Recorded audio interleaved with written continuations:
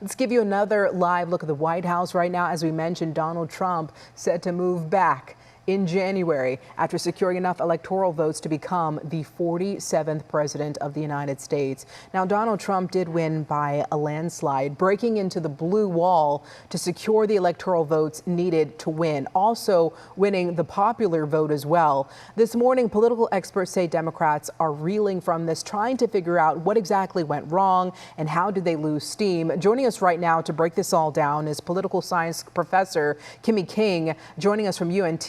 Good morning to you, Kimmy. Good morning. How do you think Democrats feel right now? I think many are saying that they're just surprised. They were not expecting this. I think in many ways, yeah, absolutely, that is the reaction that everyone is having today. But I think that once the hangover wears off and people look back on it, there's some important lessons that Democrats need to learn. And the first one is that when your presidential candidate says when he's running in 2020, he's going to run for one term and then have a succession plan, you should try to make sure you follow up on that. I think the other thing to remember, and that the Democrats have to analyze, is that if you look across the country, they need to compare very closely how Hillary Clinton did versus how Kamala Harris did. Right. And see the states where there is slippage, to see where they need to improve their ground game. The Democrats may have for too long been relying on that blue wall. Yeah. And what's happened, if you look at Texas, they've built Republicans have now built a red wall along the border, and it's time for a wake-up call, Democrats. Yeah, Trump did secure some new votes along the border, as you said. You know, you mentioned 2016, that win against Hillary Clinton. That's when Trump was able to break into that red wall again. And that's what we saw last night. Now, why is it that Kamala wasn't able to hold ground like Biden did in 2020? So we've known Joe Biden since the 1970s.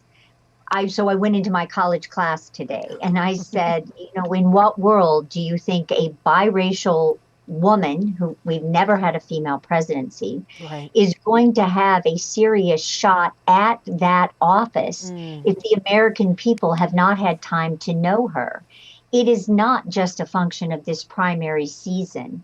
He had 2.5 years to try to introduce her, giving her substantive things, so that in the last 1.5 years, she could have been making speeches. She could have been introducing herself to the American people. And I think the Democrats need to look at the ground game in each of the states and stop thinking of this as a federal game. It is a state and local game. Right. Kimmy, listen, where do we go from here, right? Where do we go from here? Emotions are high, no matter what side you're on, right? Where do we go from here, especially with Trump returning to the White House come January?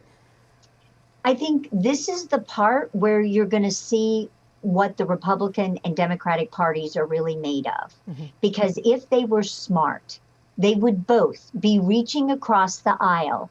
And remember that immigration bill that former President, now new President Trump wanted to stop, to say, now let's get that done. Now let's talk about infrastructure. Now let's talk about those protections regarding rape and incest, and setting a limited time frame for when abortion would be available at the federal level. Let's start having the conversation about these issues at the federal level we've not been able to resolve, when everybody inside the states are talking about them. Yeah. Still a lot to learn here and analyze, especially with surveys from those exit polls. Kimmy King, thank you so much for joining us this midday.